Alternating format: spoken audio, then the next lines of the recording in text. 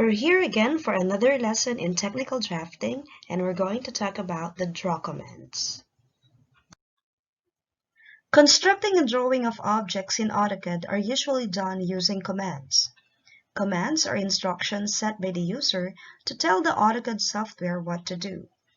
Commonly used commands are already pinned in the toolbar, presented by symbols or icon, and are arranged in panels depending on its use, such as draw, modify, layers, and properties, while others can be found under the other tabs in the menu. Aside from accessing the commands through the toolbar,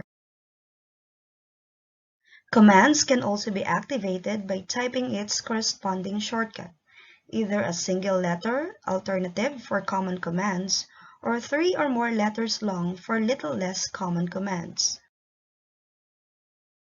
Most skilled and experienced draftsmen recommend the use of shortcut commands instead, as it facilitates easier communication and requires a little effort to do an action. In addition, shortcut commands are the same in almost all versions of AutoCAD, so whether you're using the latest or an older version of the program, you can just enter or type in these shortcuts without looking or finding for it in the toolbar.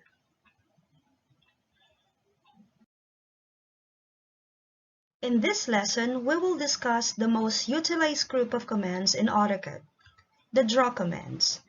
Draw commands are used to create new objects such as lines and circles.